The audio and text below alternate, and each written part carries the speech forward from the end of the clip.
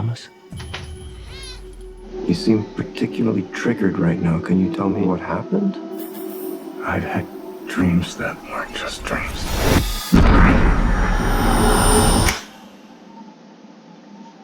Am I crazy? We don't use that word in here.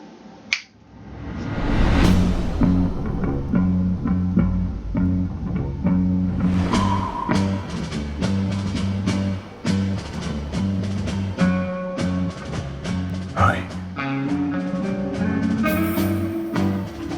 Have we met? One pill makes you larger, and one pill makes you small. And the ones that mother gives you don't do anything at all. Go ask Alice when she's 10 feet tall. Time to fly. And if you go chasing rabbits, If you want the truth, Neo, you're going to have to follow me. and you know you're going to fall. The only thing that matters to you is still here. I know it's why you're still fighting and why you will never give up.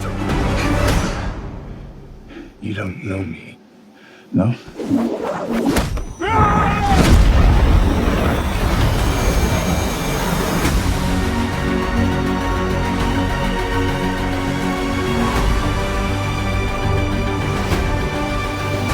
When logic and proportion have fallen, so be dead. And the white knight is talking backwards, and the red queen's on her head. Remember what the dogma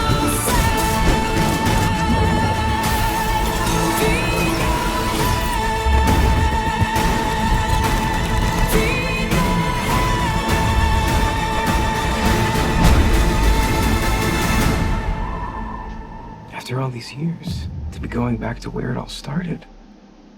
Back to the Matrix.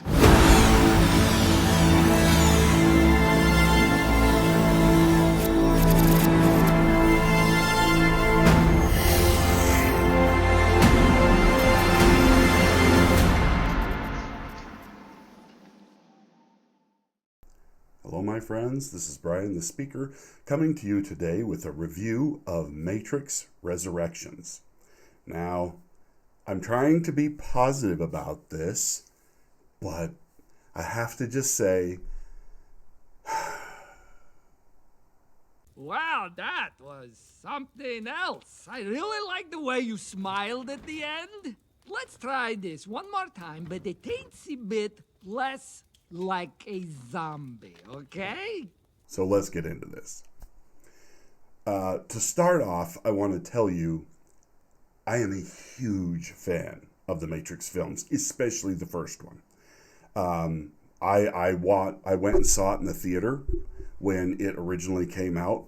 Not only did I go see it in the theater, I went and saw it in the theater like 10 times. That's how much I loved the Matrix movie.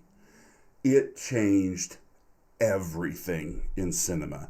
It was groundbreaking in its technology. It is just a fantastic film. Great story, very intriguing, great cast. I mean, just it had everything that made a great action film. It was kind of a new and unique idea. I mean, it's not the first time an idea like that's ever been done, but it had never been done quite this way before. And with this, given what we had been getting from Hollywood for years and years, this is back when Hollywood would take a risk and do something great, not knowing whether it was going to be considered great or not at the time. That they had to take a risk. They had to be like, hey, we're going to put this new thing out there and we hope it goes. Well, it went. And so did I, to the theater over and over and over again. I was just blown away. Fantastic. I've had this picture since the Reloaded came out. That's what this is from, because I couldn't find one at the time of the original Matrix. So I have this one, and I've had this ever since Reloaded came out. And it's just, Neo became kind of a hero character for me. He was the character I identified with, that everyday man that feels like there's something wrong with the world he's living in, that this can't be how life was meant to be. You know what I mean? We've all had those moments in our lives when we just feel like, man, this can't be all that there is. And so he was a great hero that everybody identified with. He was just and I love Keanu Reeves as an actor. He's not the greatest actor that ever was, but when he finds a role that fits him, man, he takes that and makes it something special. I mean, he gave us, Ted from Bill and Ted's. He gave us John Wick. I mean, everybody thought that Keanu Reeves was gone. And then John Wick came out. And then his career just exploded again from that series of films. Now, with that, it's kind of getting tiresome. The last two John Wick films were okay, but they weren't great in my mind. They were a little, I don't know. Anyway. But I mean, so this film changed everything. It really did. It changed the way that movies were being filmed. It changed the way that the special effects were being done. It became the standard by which most martial arts special effects films were measured. And it was just fantastic. Now, we go through the first three films. Now, a lot of people don't like the second and the third one nearly as much. I liked them. I thought they were good films.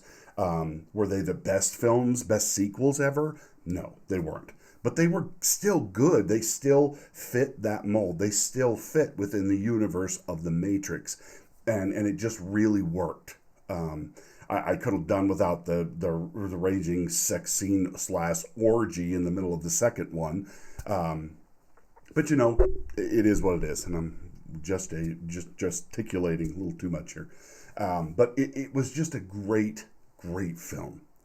So 20 years goes by, and actually more than that, and here we find ourselves with the Matrix Resurrections. Oh shit.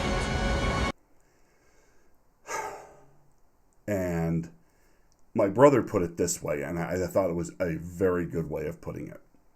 It's like somebody went and saw the original Matrix films and, was a huge fan, and then came back 20 years later and went, that was good, but this will be better. Or in my mind, it was, and he may have said this too, so I'm not stealing words out of his mouth, but he was he's like, it's like somebody saw the films and then went and wrote a bad fan fiction of the films. I mean, that's really what it felt like. So just to let you guys know, before we go any further, spoilers. There will be a massive ton of spoilers. I'm going to spoil the crap out of this. If you have not seen it, you're probably going to want to go away and then come back when you've had a chance to watch this film. It's on HBO Max right now, so if you have that, you can go watch it for free. And that tells me more than anything how bad this film is doing, probably in the box office. I'm not one of those guys that goes and looks at the box office and sees what the take is and that and goes through all that minutia. I'll tell you whether it's good or not based on whether I liked it or not. Now, I'm going to tell you what I give this as a score for a film right off the bat, and then I'm going to explain to you why. I give this a 4 out of 10. Now, I give it that because there's a lot of cool nostalgic moments in it, but they're kind of heavy-handed, and it's almost something that makes the film worse rather than better. I mean, you're happy, but at the same time, you look at they're showing you clips and stuff from the original films in this film, and you're going, and it's not a good idea because you have these two juxtapositions of the old and the new is not living up to the old. And so it creates this vast contrast in your mind right off the bat that you feel like something's wrong. And it just, yeah, there's, the story is convoluted, but not in a way, not in the same way that the originals could get convoluted and complex and complicated to the point where, like, you would have a hard time explaining it. Just the scene with the architect in the second Matrix film is enough to blow anybody's brains right out of their ear. If you try and follow that conversation, I always kind of did and enjoyed it for what it was. But I mean, a lot of people were just like, I don't know, I don't get what's going on here. and I think that's funny. But I did. I liked the character of the architect. I thought he was a great character, played kind of a creepy Colonel Sanders, I'm going to kill all your chickens kind of villain. And it was great. It was great for that. I mean, it was just like, man, it's like the evil Colonel Sanders. This is awesome. But no, it was, I really enjoyed that. The guy that plays the bad guy in this, I can't remember his name. The only thing I know about him is that he's gay because it's been made such an issue over the years. It's like J. Harris something. Anyway, he's the guy that plays in the Smurf movies. So the Wachowski sister, brother, whatever, now Lana, whatever her name is, his name, thought, I know I'm going to get a great villain. I'm going to get the guy who played the family dude in the Smurf movies. Yeah, that's going to work. No! No! And I think they do it because they thought nobody will suspect him of being the villain because he's such a, like, not a villainish looking character. And so, but I mean, and because of that, you never feel like he's really the villain. You just really don't. He doesn't play that well. It's like casting the guy that from Man of Steel that they got to play Lex Luthor, the guy who runs around and is kind of a manic fairy type character. I don't know his name either because I just don't care. He's been good in other films, but they cast him as Lex Luthor, and it's just like, you could not have cast a worse person to play Lex Luthor. You just couldn't have. There's nothing about him that says Lex Luthor. So this is a terrible miscasting of the primary villain, which basically they refer to him as like the accountant or the whatever and stuff. He's the doctor, the psychologist that you see. And how they bring Morpheus back, because the real Morpheus is dead. They make that abundantly clear. And the guy that now is Morpheus was an AI program created by Neo himself in a mod program or a modeling program that he created from within inside the Matrix itself. So if you're confused yet or not, yes, just roll with it, because none of it really makes any sense. And that's where this departs from the originals. The originals, you could always kind of follow the logic, even if some of it was a little convoluted and you'd have trouble with it. But with this, it's just like, what? But Trinity's alive. Neo's alive. They have brought them back. The machines brought them back to rebuild the Matrix. The only part of this show that I thought was cool was the fact that after Neo sacrificed himself, it led to chaos within the machine cities. And then the power grids were failing and there wasn't enough power to go around. And it actually caused the machines to go to war against each other for resources, to fight over resources. Basically humanized the machines in a certain way. And that was a cool concept. That was interesting. But a lot of this had moments of real interesting possibilities, but like that was immediately flushed away, and they just kind of went back to trying to retread the original Matrix. And that's really what this all comes down to, is just like my brother said, this is like somebody did a fan fiction based on the first Matrix film. And It's kind of funny. So we actually see Merv again. We see the Merovingian pop up in one of the particular scenes, and it's amazing that they actually write him, and he is ripping on Neo for destroying the world that he was a part of, because this Matrix now is a completely different Matrix than the one we saw in the other films. It's been completely redesigned based on the bad guy's character and how he redesigned the Matrix. So the architect's gone, all of the exiles are gone, they've been cast out of the Matrix. There was a huge purge that happened afterwards. The Oracle is dead or gone, or we don't know where she is at, but she was part of the purge, so there's no Oracle this time around.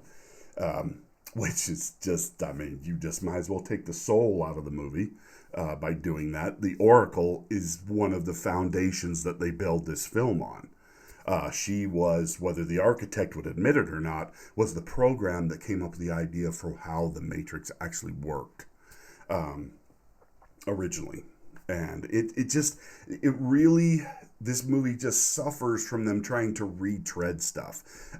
Trinity's character is married and has kids. Neo is trapped in a construct, basically, in the Matrix, but like in a walled off version, so he's not completely within the Matrix, and neither she. But they're kept in proximity because it's them that creates the angst and the longing and desperation that this man uses, or this program uses, to create the new Matrix. And it's all centered around them and their power and the angst between them by not being able to be together. And so it works, and yet it doesn't. I love the descriptions of how, like, the emotional stuff is used in this. I didn't even mind the blue-haired weirdo being the captain of the ship, which I thought I would. I thought her character actually did a pretty good job as the captain of the ship. But I really felt like they went out of their way to make the girls in charge of everything, except for the bad guy, and he's a white dude, pasty, white nerd guy. So, of course, he's the villain. We end up finding out that Niobe is in charge of the new city of humans. It's not Zion. Zion was destroyed because Morpheus sucks. That was the impression I got, that Morpheus believed so deeply in Neo that he wouldn't believe that the machines were going to screw them in the end, that Neo had bought a lasting peace with what he'd done, wouldn't change, and got everybody in Zion killed. So that was great, so that they kind of, I mean, they both idolize Morpheus and trash him in the same scene. It's great. Because, down with the patriarchy. Because Lana's a woman now. But Niobe's in charge of the new city, which is named after one of the moons of Jupiter. It's like Io or Ganymede or whatever. I don't know. It's like somebody was watching The Expanse and went, "That's a cool name. We'll name our city that." So I don't know. It's not really important because this is not getting another film. Because they stumbled, they tripped and screwed this up. They had possibility. This could have been something great, and just like with most things right now, it's not great because of the current climate we live in, because of the new woke and anti-patriarchal, and everybody's trying to make a movie, as the drinker would say, with the message, instead of actually trying to make a good film. And so it gets lost in that. I mean, there isn't really necessarily anything overly woke about it, but it's kind of there in the background with how the casting took place and who's in charge and what's going on. I mean, so it is there and it isn't. So I began to tell you about the Merovingian scene, which makes me think that Lana Wachowski realized and put into her own film the fact that this was a terrible film with a terrible premise of being based on an old IP that hasn't been used in years. Because the Merovingian, if you listen to his speech throughout this whole time, there's this big fight sequence where he's fighting, where some of the exiles from the old Matrix pop up. We don't know how that happened because they were supposed to be gone in the Purge, but ta-da, there they are. And Merovingian shows up and he's in rags and he looks terrible, but it's the same guy. So, I mean, he starts swearing in French and that was fantastic. Great callback moment to see him in the film again. But he's basically trashing Neo for destroying the Matrix, or for destroying his version of the Matrix. And it just, it really is sad because this film does seem self-aware about how bad it's going to be. Because the Merovingian, through his speech, sits there and says, you destroyed everything, and now it's just all homogenized and regurgitated and sequels and blah, blah, blah. There's no originality and no books and nah, nah, nah, nah, nah. And just, we had culture and we had everything, and now we have nothing. Look at what the Matrix is now. It's stupid. And, I mean, it was just... he's sitting there talking about how sequels are crap and everything's being regurgitated and it's all just old stuff recycled to be new again, but it's not really new. And which, it's kind of funny because there is some truth to that. You think about Star Wars, it's a great original IP, but it's not. It's based on Kurosawa films and the stuff that George Lucas saw when he was growing up.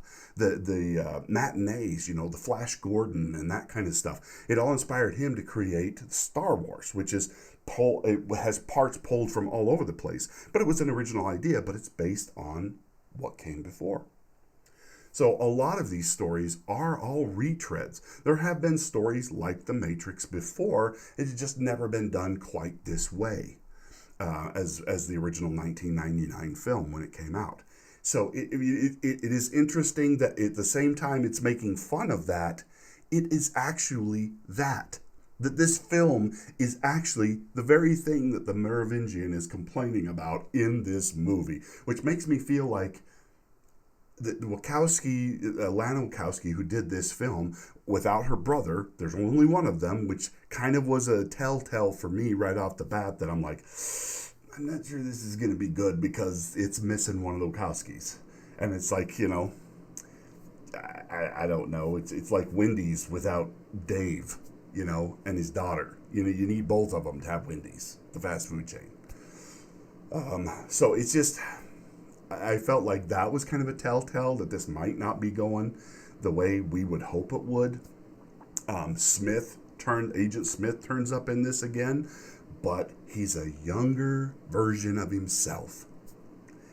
Hugo Weaving is not in this. He's not even, you don't even hear his voice really or anything other than short, brief flashbacks. But you can't have Agent Smith without Hugo Weaving. You just can't do that. That's like trying to have the Matrix without Neo and Trinity.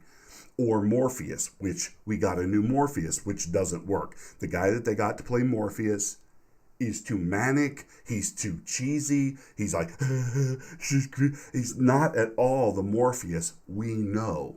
It's like he's this twisted version of Morpheus that came out of Neo's mind, but even Neo wouldn't have done this to Morpheus. And you get kind of a sad moment where Neo's taken into this shrine where candles are lit and there's a statue of Morpheus, and you see him apologize to Morpheus because he thought that what he was doing was going to save everybody, which it did. But he's being made to feel bad about it by Niobe, like you would. So it's just that had real possibilities here. There could have been a Matrix 4 that was good and worth it, but they, instead of trying to move forward and broaden the story, they retread too much of the original films, and it becomes a jumble of kind of trying to do something new while trying to hang too much onto the past, and it ended up being a hodgepodge where neither one of them worked. So this just ends up being an unnecessary film. The black guy that plays Morpheus, at first I thought that's cool. that he's actually a sentient program. He's been put in the role of Smith by Neo in this mod program that he's running, and then he breaks free of it thanks to this captain, what's her face, I don't even remember, that helps break him out of that and free him from the Matrix. And the sentient programs can interact with people in the real world now, through like these metal molecules and stuff like that, which is never really completely explained, and it's used quite a bit throughout the film. But it's just like, what? How does that work? And okay, you just kind of have to suspend disbelief with that, because it's like, okay, that doesn't make any sense at all. Which every time you see it, it kind of breaks you out of the film, because you're just like, okay, I don't see how that's working. I don't get it. But it's really sad, because there's supposed to be this chemistry between the new Morpheus and Neo, and there just isn't. Okay, he is not Morpheus. Okay, Lawrence Fishburne is Morpheus. Now I realize Lawrence Fishburne's not in the kind of shape that he once was. He couldn't do this role. We saw him in John Wick, but it just no. I'm sorry, if you couldn't get him, then you shouldn't have done this movie. Or you should have had him voice the character and made him completely synthetic, using these beads and stuff like that from the very beginning. They shouldn't have not even tried to introduce a secondary person to play him. It doesn't work, and it doesn't work without Hugo Weaving. You have to have Agent Smith, the real one. But you can tell they're trying to set up for more films. But at the same time, you just, as you're watching this, you're like, nah, that ain't happening. That ain't happening. Because I was playing my farming simulator game while I was watching this, because they were retreading so much stuff that, I could start farming on a field or whatever, and then kind of turn back while my field was going, and I could watch the movie. My brother said the same thing. It doesn't hold your attention like it should for what it is. It's the Matrix, for Pete's sake. You shouldn't want to look away from the screen because you'll be afraid you'll miss something great. But nothing really great ever happens in this movie, and it's sad. So definitely is a 4 out of 10. That's being slightly generous to the film. It was great to see Trinity and Neo back together. Just to give you an idea how big of a fan I am of this film franchise, my youngest daughter's middle name is Trinity. So I'd probably name my son Neo had it been out when my son was born. So it really is sad that this happened, and yet it was. I was glad to see it was coming, but now that it's here, it's not what I was hoping for. I hate this place.